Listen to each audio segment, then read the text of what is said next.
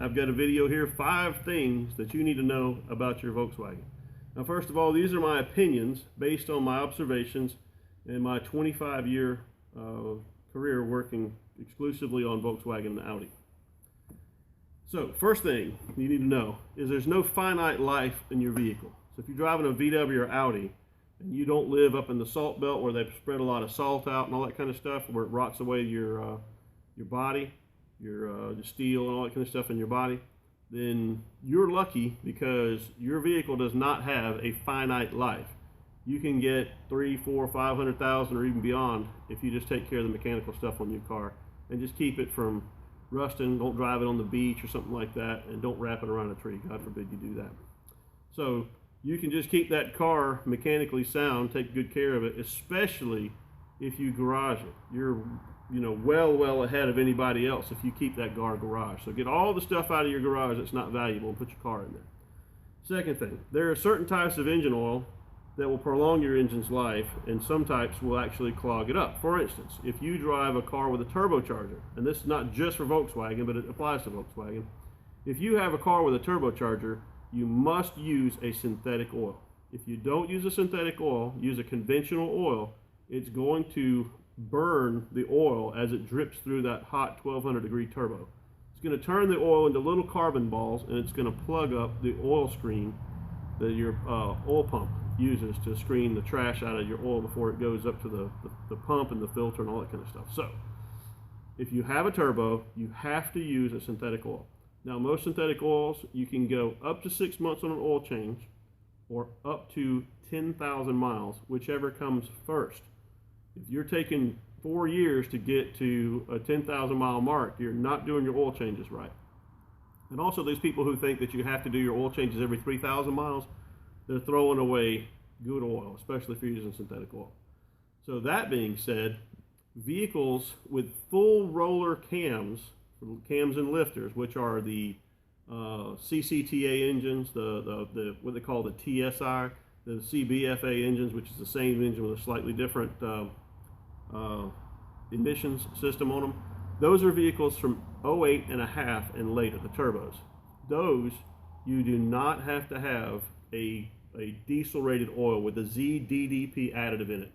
Most of your diesel oils will show a C, E, CD, CF, and so on, military rating on the back side of them in a little round seal. And those are going to be an indication of whether it's only for a gasoline engine, which is an S rating, an S and another like SF, SG, or diesel, which is a C, D, CF. I'll show you all a little picture of that. So back to it, the diesel rated oils do have a ZDDP additive. It's zinc diethyl whatever phosphate. And what that does is when you have a camshaft and a flat tappet camshaft and lifter lobe, as it comes around and opens that valve, there's a wiping motion between two pieces of metal. Instead of just a movement or just a sliding, there's a wiping, and it will gouge away the metal off the lifter or the camshaft unless you have that ZDDP, that metallic lubricant between the two of them. So all of the 8-valve cars, all of the cars with any kind of flat tappet in them require a ZDDP additive or a diesel rated oil in order to get 500,000 miles, even with good oil changes, all that kind of stuff. So what am I talking about? Well, any of your 8-valve cars, Mark 1s, Mark 2s, anything up to say 2005, everything earlier than 2005 has a flat tappet cam, and you're going to have to use something that's diesel rated, whether it's a synthetic or whether it's a conventional oil. You need to use that. Then your CBY engines, what they call the FSI turbo engines for the GTIs and Jettas and Passats, things like that, those have one flat tappet cam below the high pressure fuel pump. That engine, even though it's a full roller with the cam and lifters, they left one flat tappet cam in there, so you need the ZDDP additive or a diesel rated oil in order to get those to last a long time. Otherwise you'll wipe out cams, high pressure fuel pumps, and the little tappets there. So what does that leave? That leaves all of the 5-cylinders from 2005 on, Beetles, Jettas, Passats, all those sideways 5-cylinders, and all the CCTA, CBFA, and all those variants, which have full rollers. Even the high pressure fuel pump has a roller on it. So those you can use a regular synthetic oil, not necessarily rated for diesel, although diesel won't hurt it. The only thing that the ZDDP additive will do, if you don't need it in the car, is it may reduce the life of your catalytic converter by coating it with a little bit of zinc and phosphorus. So it could reduce, over a period of time, it could reduce the effectiveness of that catalytic converter. And eventually that check engine light will come off and have to be replaced.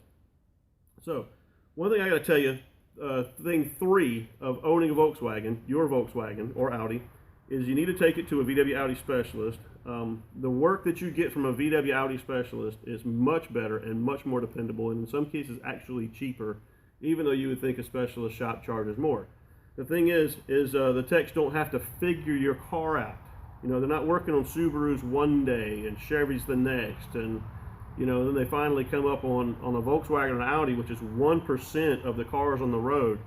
And you know, the engineering is different, so they're not going to figure that out. And they'll charge you. They'll charge you their time to figure out your car. Well, you take it to a VW Audi shop, whether it's a dealer or whether it's an aftermarket place like Wolfsburg Tech, and they don't have to figure it out and charge you and you be on the clock while they go through all this training. We already do all the training. You know, once we've seen one thing, we've seen 100 of the same thing. So we have a good head start on knowing what's wrong with your car when it hits here. Let me see. VW and Audi have very specialized engineering, which makes, of course, the learning curve for any mechanics who are dabbling in Volkswagen Audi. That learning curve is super, super steep. You can make a lot of mistakes as a mechanic. You know, you can be an honest mechanic and still not know what you're doing. And to the consumer, it looks as though you're ripping them off because they didn't get their car fixed the first time. They didn't get it fixed right. You might have put 5 of the wrong parts on, or you know, tore a car up because you didn't know how to take something off. You haven't done 100 of them. And to the consumer, it doesn't matter if the shop is honest or dishonest or just not trained. The end result is the same. You know, it's impossible to tell from the consumer side. So I suppose anyone can reverse engineer a Volkswagen, give it an unlimited time unlimited time and money. So I mean, it's not beyond a good talented mechanic to figure it out eventually. But do you want to be on the other end of that? Do you want to trust your time and money to a shop that's got to figure it out and charge you for that time, or do you want to go to a shop that already knows and they just walk up to it and tell you what's wrong with the car for the most part? I mean, very little troubleshooting really has to go on in the shop except just verifying the things that we see on a regular basis. Okay, so thing 4 of the 5 list. If your check engine light is flashing at you, I'm not talking about just coming on and glowing steadily, but if that check engine light is flashing at you, pull over. Why do you want to pull over? Well, the check engine light is telling you there's misfires in the car. There's something going on. And one of your cylinders is not firing, or multiple cylinders is not firing. So why is that dangerous to the car? Well, to the car itself, it's not that dangerous. It's dangerous to your wallet to keep driving a car with a check engine light flashing or has a skip. So if you have a car before 1996 that doesn't have a check engine light and the car is skipping and your catalytic converter is on that car, you can destroy a catalytic converter within a matter of a minute or two driving it. Once the car is warmed up and then you feel it skipping or misfiring. Even with cars after 96, even the most recent cars, if you're driving a car with a check engine light flashing or a skip, you've got maybe a minute of driving before that catalytic converter is destroyed. And no amount of warranty is going to prevent that from happening. Now here's why. Catalytic converter is a substrate of honeycomb of ceramic. Okay, just tiny little passages that go through. It looks like a tiny little honeycomb, and they're very thick, but with tiny little passages. Inside that area is platinum, palladium, and rhodium. All these elements are precious metals. They're even more valuable than gold. So they put these in here because what they do is they kind of juggle molecules. They juggle atoms on molecules. So that certain kind of molecules come in, like oxides of nitrogen, carbon monoxide, unburnt fuel, oxygen, and they juggle all that stuff. Once that substrate, once those precious metals have gotten to a certain temperature, then the cat lights off. Then it takes all these things and juggles them on their way through, and they come out fairly benign. Carbon dioxide and water mainly is what comes out the other end of the cat. So if you have a skip, the cat is just this hot thing that does work when something comes through. So if you have a dead skip, then you've got a whole cylinder full of air and unburnt fuel coming through, and the cat will burn it. The cat will rearrange all that stuff on its way through.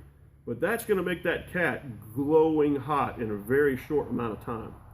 And when you do that, either the precious metals will melt off, or the whole catalyst substrate, that ceramic thing, will get so white hot it'll actually melt and then clog up. So people talk about, I have a plug catalytic converter, or my check engine light's on saying my catalyst efficiency is below threshold. A lot of time that's what it was. Somebody drove it with a skip, just had a simple tune-up problem, like a bad coil, a bad plug, a bad wire, whatever, or a plugged injector or something, and then they just kept driving it because they can't be bothered to pull over. Oh my gosh, that would be so inconvenient that we couldn't possibly do that. So now they bring the car to the shop, check engine lights on, catalyst below efficiency threshold, plus you got misfire code. So something that could have been just easily replacing a coil, a $25 or $30 coil, is now a coil plus $1,000 catalytic converter. So don't do that. Short answer, see the check engine light flashing? If you can back off the throttle and get it to run without the flash or the skip, then you can limp it to the shop. But if that flashing check engine light just keeps going, pull it over, call a tow truck, call me, call a taxi. Don't do a $1,000 taxi ride. I know it's inconvenient, but it goes also with every car, not just Volkswagen. So if your Subaru is doing that to you and you don't want to buy a $1,000 cat or 2 cats for some cars, just pull over. It's so much cheaper. All right, last thing, oil light. I can't tell you how many times people have their oil light come on Volkswagens or Audis, and they bring them in here and they kept driving the car because they couldn't be bothered to pull over. They couldn't find a safe place to pull over. Well, yeah, you close your door, you lock your doors, you call your significant other or your motoring club or local towing or even the sheriff to come and get you if you don't think you're safe. But don't drive that car with an oil light on. First of all, if you're low on oil, put some oil in it. If the oil light is still on with oil in it, then just have the car towed, get a taxi home, have the tow truck driver drop you off at the house on the way to bringing the car to here. Call me, put the key on the tire, I'll come get the car. Let's not make a $2,000 or $3,000 mistake in burning the bearings out of your car. It could be something as simple as little crap or debris in the oil pump pickup tube. There's a little screen in there that keeps it from pulling in large pieces of this or that and getting through the oil pump.